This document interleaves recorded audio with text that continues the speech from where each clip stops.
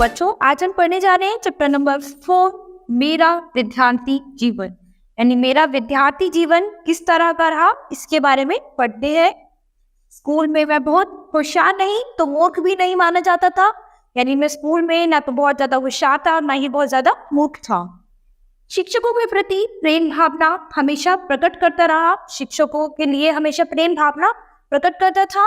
हर साल माँ बाप को विद्यार्थी की पढ़ाई व चाल चलन के संबंध में प्रमाण पत्र भेजे जाते थे।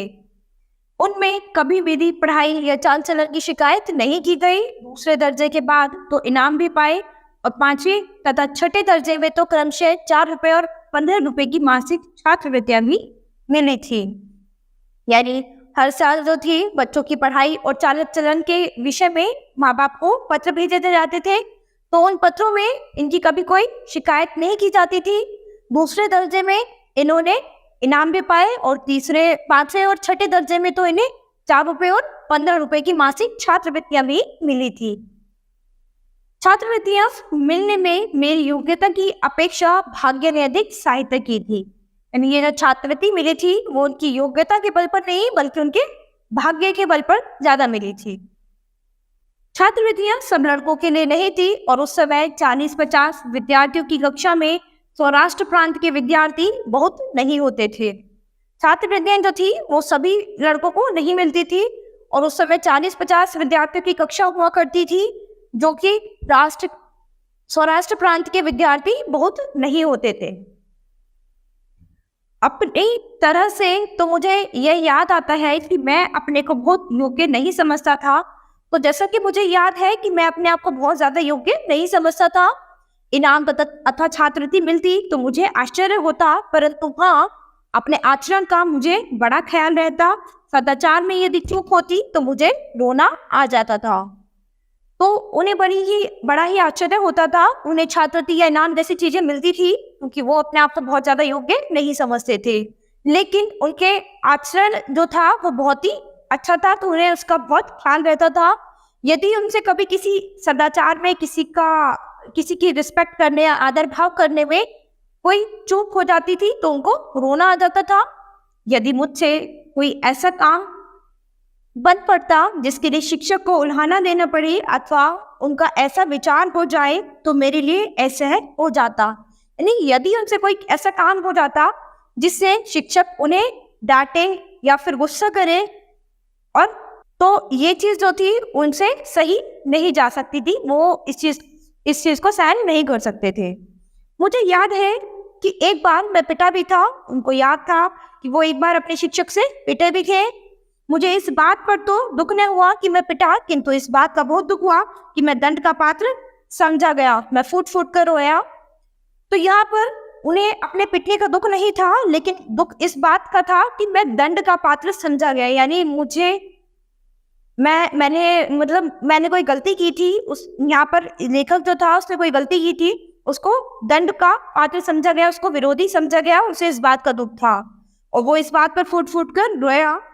ये घटना पहली या दूसरी कक्षा की है। उस समय दौराबजी एदल जी गिमी हेडमास्टर थे। तो उस समय ये उनके हेडमास्टर थे। वे अनुशासन प्रिय थे, यानी उन्हें अनुशासन बहुत प्रिय था। वे अनुशासन के नियमों का पालन करवाते, विधि पूर्वक काम करते और काम लेते तथा पढ़ाई अच्छी कराते। तो वो बहुत ही अनुशासन वाले थे। वो बहुत ही विधि पूर्वक काम करते भी थे, करवाते भी थे और बहुत ही अच्छे तरीके से उनको पढ़ाते थे। उन्होंने उच्च दर्जे के विद्यार्थियों के लिए व्यायाम, क्रिकेट आदि अनिवार्य कर दिए थे। मेरा जी खेल में न लगता था। खेल अनिवार्य होने के पहले मैं व्यायाम करने, क्रिकेट या फुटबॉल खेलने कभी नहीं जाता था। तो उन्होंने जितने भी ऊंचे दर्जे के विद्यार्थी थे उनके लिए व्यायाम, क्रिकेट आदि सब की व्यवस्था की थी। लेकिन जो ये थे लेखक जो थे उनका मन खेल में बिल्कुल भी नहीं लगता था। जब तक खेल जो था अनिवार्य रूप से अनिवार्य नहीं किया गया स्कूल में, तो वो कभी भी व्यायाम के लिए या क्रिकेट ये सभी चीजें खेलने के लिए नहीं जाते थे। अनजाने में मेरा झेपूपन भी एक कारण था। यानी इसमें उनका एक झेपने यानी बहुत ज्यादा हेजिटेशन फील करते थे, उनका झाँपने का भी इस चीज में कारण था। यानी उन्हें बाहर सबके सामने सबको फेस करने में बहुत ही शर्मिंदा महसूस होता था। अब मैं देखता हूँ कि व्यायाम के प्रति यह अरुचि मेरी भूल थी। तो अब ये क्या देखते हैं कि व्यायाम के प्रति जो इनकी रुचि नहीं थी वो इनकी बहुत बड़ी भूल थी। उस समय मेरे अंदर ऐसे गलत विचार थे कि व्यायाम का शिक्षक के साथ कोई संबंध नहीं है। तो उस समय इनके जो विचार थे वो काफी गलत थे कि व्यायाम का शिक्षा के साथ तो कोई संबंध है ही नहीं। पीछे जाकर मैंने जाना कि व्यायाम भी उतना ही महत्वपूर्ण है जितनी शिक्षा। तो धीरे धीरे जैसे ही उनकी एज बढ़ती चली गई, उन्होंने ये जाना कि व्यायाम भी हमारे लिए उतना ही जरूरी होता है जितना कि हमारे लिए शिक्षा। फिर भी मुझे कहना चाहिए कि कसरत में न जाने से मुझे कोई नुकसान न हुआ। इसका कारण है पुस्तकों में मैंने पढ़ा था कि खुली हवा में घूमना बहुत अच्छा होता है। ये मुझे पसंद आया और तभी से घूमना अच्छा लगने के कारण घूमने जाने की मुझे आदत पड़ गई, जो कि अब तक है। तो यहाँ पर जो इन्होंने कसरत नहीं की उससे उन्हें कोई ऐसा नुकसान नहीं हुआ, क्योंकि उन्होंने अपनी किताबों में पढ़ा था कि खुली हवा में घूमना बहुत ही अच्छा होता है। तो ये बात उन्हें अच्छी लगी और उन्होंने इसे फॉलो किया। तभी से उन्होंने घूमना शुरू कर दिया और ये चीज जो थी उनकी आदत में आ गई और वो अभी तक भी घूमते हैं। घूमना भी एक प्रकार का व्यायाम है और इस कारण मेरा शरीर थोड़ा बहुत सुगठित हो गया। यानी घूमना जो है वो भी एक तरह का व्यायाम ही होता है और इसी कारण उनका जो शरीर था वो थोड़ा सा सुगठित हो गया, ठीक हो गया। रुचि का दूसरा कारण था पिताजी की सेवा शुश्रूषा करने की तीव्र इच्छा। तो उनका जो दूसरा कारण था वो अपने पिताजी की सेवा करना था, इसीलिए भी वो उन्हें इतना समय नहीं मिल पाता था। स्कूल बंद होते ही तुरंत घर पहुंचकर उनकी सेवा में जुट जाता था। जैसे ही उनका स्कूल बंद होता था वो घर आकर अपने पिताजी की सेवा में जुट जाते थे। जब व्यायाम अनिवार्य कर दिया गया तब इस सेवा में विघ्न उपस्थित होने लगा। तो जब व्यायाम अनिवार्य कर दिया गया उनके स्कूल में तो वो इस सेवा से थोड़ा दूर होने लगे और उनको थोड़ा दुख हुआ। मैंने अनुरोध किया कि पिताजी की सेवा करने के लिए व्यायाम से मुक्ति मिलनी चाहिए, परंतु गिमी साहब क्यों कर मुक्ति देने लगे। तो उन्होंने अनुरोध किया अपने सर से कि पिताजी की सेवा करने के लिए मुझे व्यायाम से मुक्ति चाहिए, लेकिन जो उनके सर थे वो उनकी बात नहीं सुनना चाहते थे। एक शनिवार को सुबह का स्कूल था, शाम को 4 बजे व्यायाम में जाना था। मेरे पास घड़ी न थी, आकाश में बादल छा रहे थे, इस कारण समय का पता न चल सका। बादलों से मुझे धोखा हुआ। जब तक व्यायाम के लिए पहुंचा तब तक सब लोग चले गए थे। तो एक दिन शनिवार को जब सुबह का स्कूल था, शाम को 4 बजे वहां पर व्यायाम में जाना था। मेरे पास घड़ी तो नहीं थी और आकाश में बादल छा रहे थे, इस कारण मुझे समय का पता नहीं चल पाया। और बादलों में जो था, बादलों ने मुझे धोखा दिया, क्योंकि बादल थे उस वजह से वो समय का अंदाजा नहीं लगा पाए। और जैसे ही वो व्यायाम के लिए पहुंचे तो सब लोग वहां से चले गए थे। दूसरे दिन गिमी साहब ने हाजिरी देखी तो मुझे गैर हाजिर पाया। मुझसे कारण पूछा, कारण तो जो था वही मैंने बतलाया। उन्होंने इसे सच न माना और मुझ पर 1 या 2 आना ठीक याद नहीं जुर्माना कर दिया। तो नेक्स्ट डे जब उनके जो सर थे गिमी साहब, उन्होंने हाजिरी देखी तो उन्होंने देखा कि मैं हाजिर नहीं हुआ था, यानी मैं गैर हाजिर था। तो उन्होंने मुझसे कारण पूछा, तो जो कारण हुआ उस मैंने वही बताया, लेकिन उन्होंने मेरे कारण को सच नहीं माना और मुझ पे जुर्माना लगा दिया। मुझे इस बात से अत्यंत दुख हुआ कि मैं झूठा समझा गया। तो यहाँ जो लेखक थे उनको बहुत ही दुख हुआ कि मुझे झूठा समझा गया। मैं यह कैसे सिद्ध करता कि मैंने झूठ नहीं बोला, पर कोई उपाय न रहा था। अब उन्हें समझ नहीं आया कि वो कैसे सिद्ध करें कि मैंने झूठ नहीं बोला है, तो इस पर उन्हें कोई उपाय समझ में नहीं आ रहा था। मन महसूस कर रह जाना पड़ा। मैं रोया और समझा कि सच बोलने वालों को असावधान भी नहीं रहना चाहिए। मैं रोया और समझा कि सच बोलने वालों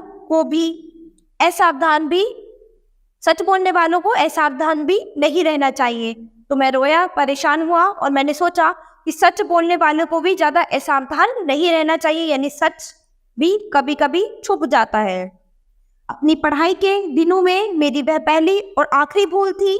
मुझे कुछ कुछ याद है कि अंत में वह जुर्माना माफ कर दिया गया था। तो अपनी पढ़ाई के दिनों में उनकी ये पहली और आखिरी गलती थी। तो ये कहते हैं कि मुझे कुछ कुछ याद है कि आखिर में, एंड में मेरा वो जुर्माना शायद माफ कर दिया गया था। कुछ दिन बाद व्यायाम से छुट्टी मिल गई। पिताजी की चिट्ठी जब हेडमास्टर को मिली कि मैं अपनी सेवा शुश्रूषा के लिए स्कूल के बाद इसे अपने पास चाहता हूँ, तब जाकर उसे छुटकारा मिला। तो कुछ दिन बाद उसे व्यायाम से छुट्टी मिल गई जब उनके पिताजी ने उनके हेडमास्टर को चिट्ठी लिखी थी कि मैं स्कूल के बाद उसे अपने पास चाहता हूँ, तो तब उन्हें उससे छुटकारा मिला। व्यायाम की जगह मैंने घूमना जारी रखा। इस कारण शरीर से मेहनत न करने की भूल के लिए शायद सजा न भोगनी पड़ी हो, परंतु एक दूसरी भूल की सजा मैं आज तक पा रहा हूँ। यानी व्यायाम की जगह उन्होंने घूमना जारी रखा, जिससे कि उन्हें ये लगा कि उनसे किसी तरह की कोई भूल नहीं हुई है व्यायाम छोड़कर, लेकिन एक दूसरी भूल की सजा वो आज तक भी पा रहे हैं। पढ़ाई में सुलेख होना आवश्यक नहीं, ये कुबुद्धि मेरे मन में न जाने कहां से आ गई, जो ठेठ विलायत जाने तक रही। यानी पढ़ाई में अगर सुलेख अच्छा नहीं है तो कोई बड़ी बात नहीं है, ये बात उनके दिमाग में पता नहीं कैसे सेट हो गई कि पढ़ाई के लिए सुलेख होना बहुत ज्यादा जरूरी नहीं है। तो ये बात उनके विलायत जाने तक उनके दिमाग में रही। खासकर दक्षिण अफ्रीका में, जहां वकीलों के और दक्षिण अफ्रीका में जन्म व पढ़े युवकों के मोती की तरह अक्षर देखे, तब तो मैं बहुत लजाया और पछताया। तो जब वो दक्षिण अफ्रीका में जहां वकील लोग थे और वहां पर जो जन्मे या पढ़े हुए लोग थे, उनके जो अक्षर थे वो एकदम मोती के समान थे, और उनको जब देखा तो मैं बहुत ही लजाया और पछताया सा हो गया कि ये तो बहुत ही सुंदर लिख रहे हैं और मुझे तो इतना सुंदर लिखना नहीं आता। मैंने देखा कि लेख का खराब होना अधूरी शिक्षा की निशानी है। तो यहाँ पर उन्होंने देखा कि अगर उनका लेख सुंदर नहीं है तो ये एक अधूरी शिक्षा है। मैंने पीछे अपना लेख सुधारने की कोशिश की, परंतु पके घड़े पर कब मिट्टी चढ़ सकती है। तो अब वो क्या थे, वो कोशिश कर रहे थे अपने लेख को सुधारने की, लेकिन पके हुए घड़े पर मिट्टी कैसे चढ़ सकती है। यानी जब घड़ा पक जाता है तो उस पर मिट्टी लगाने से कोई फायदा नहीं होता। यानी अब जो उनकी हैंड राइटिंग थी वो उनके हाथ पे सेट हो चुकी थी, अब उनकी राइटिंग सुधर नहीं सकती थी। जिस बात की अवहेलना मैंने बचपन में की, उसे मैं फिर आज तक नहीं सुधार सका। यानी ये जो मेरी गलती थी बचपन की, मैं उसे आज तक भी कभी सुधार नहीं पाया हूँ। हम एक नवयुवक और नवयुवती मेरे उदाहरण को देखकर चेते और समझे कि सुलेख शिक्षा का आवश्यक अंग है। तो यानी आज के समय में वो सभी को बताना चाहते हैं कि सुलेख जो है वो भी एक शिक्षा का बहुत ही आवश्यक अंग है। लेख सुधारने के लिए आलेखन कला आवश्यक है। लेख सुधारने के लिए आलेखन कला जो है वो आवश्यक है। मैं तो अपनी यह राय बता रहा हूँ कि बालकों को आलेखन कला सीखनी चाहिए। तो यहाँ वो अपनी राय देते हैं कि बच्चों को आलेखन कला जरूर सीखनी चाहिए। जिस प्रकार पक्षियों और वस्तुओं आदि को देखकर बालक उन्हें याद रखता है और आसानी से पहचान लेता है, उसी प्रकार अक्षरों को भी पहचान लेता है। जब आलेखन कला सीखकर चित्र आदि बनाना सीख जाता है, तब यदि अक्षर लिखना सीखे तो उसके अक्षर सुंदर हो जाएंगे। तो यहाँ उन्होंने तुलना की है कि जिस प्रकार पक्षियों और वस्तुओं को देखकर बालक उन्हें याद रखता है कि यानी ये पशु है, ये वस्तु है, ये चीज है, और आसानी से पहचान लेता है। उसी प्रकार अक्षरों को भी पहचान लेता है। यानी ये अक्षर है, ये अक्षर है, ये भी बच्चा पहचान लेता है। तो सेम इसी तरह जब आलेखन कला में बच्चा चित्र बनाना सीख लेता है, तो यदि अक्षर लिखना सीखे, यानी वो अक्षरों को सुंदर लिखना सीखे, तो उसके अक्षर जो है वो सुंदर हो जाएंगे। संस्कृत मुझे रेखा गणित से भी अधिक मुश्किल मालूम पड़ी। यानी उन्हें ऐसा लगता था कि संस्कृत जो है वो रेखा गणित से भी बहुत अधिक कठिन है। रेखा गणित में तो रटने की कोई बात न थी, परंतु संस्कृत में मेरी दृष्टि से सब रटना था। रेखा गणित में तो उन्हें लगता था कि रटने की कोई बात नहीं है, लेकिन संस्कृत में अगर उनकी दृष्टि से देखा जाए तो उन्हें ऐसा लगता था सब कुछ रटना पड़ेगा। यह विषय भी चौथी कक्षा में शुरू होता था। छठी कक्षा में जाकर इस विषय से मेरा दिल बैठ गया। यानी ये जो विषय था संस्कृत, ये चौथी कक्षा में शुरू होता था और छठी कक्षा में जब तक पहुंचे तो इस विषय से उनका दिल बैठ गया था, उनका मन भर गया था। संस्कृत शिक्षक बड़े सरल थे, विद्यार्थियों को बहुतेरा पढ़ा देने का लोभ उन्हें रहा करता था। यानी संस्कृत के शिक्षक जो थे उनके, वो बहुत ही सरल थे। उनके मन में बस यही रहता था कि किसी तरह वो अपने विद्यार्थियों को अच्छे से पढ़ा दें। संस्कृत वर्ग और फारसी वर्ग में एक प्रकार की प्रतिस्पर्धा रहती। फारसी के मौलवी साहब नरम आदमी थे। विद्यार्थी आपस में बातें करते कि फारसी बड़ी सरल है और मौलवी साहब भी भले आदमी हैं। तो संस्कृत और फारसी वर्ग में बस एक प्रतिस्पर्धा क्या थी कि फारसी के जो मौलवी साहब थे वो थोड़े से नरम आदमी थे और बच्चे आपस में हमेशा यही बात किया करते थे कि फारसी जो है वो भी बड़ी सरल है और मौलवी साहब जो है वो भी बहुत ही सरल है। विद्यार्थी जितना याद करता है उतने पर ही वे निभा लेते हैं। सरल होने की बात से मैं ललचाया और एक दिन फारसी की कक्षा में जा बैठा। तो मौलवी साहब के लिए क्या था कि बच्चे जितना भी याद कर लेते थे वो उसी में संतुष्ट हो जाते थे। तो बच्चों की बात सुनकर एक दिन उनके मन में लालच आया और वे फारसी कक्षा में जाकर बैठ गए। संस्कृत शिक्षक को इससे दुख हुआ। उन्होंने बुलाया और कहा, यह तो सोचो कि तुम किसके लड़के हो। अब संस्कृत शिक्षक जो थे उन्हें दुख हुआ और उन्होंने उनको बुलाया और कहा कि तुम ये तो सोचो कि तुम किसके लड़के हो। धर्म की भाषा तुम नहीं पढ़ना चाहते, तुमको जो कठिनाई हो सो मुझे बताओ। यानी तुम अपने ही धर्म की भाषा को पढ़ना नहीं चाहते हो। यदि तुम्हें कोई प्रॉब्लम है या कोई कठिनाई है उसको पढ़ने में तो तुम मुझे बताओ। मैं तो समस्त विद्यार्थियों को अच्छी संस्कृत पढ़ाना चाहता हूँ, आगे चलकर तो इसमें रस की घूंटें मिलेंगी।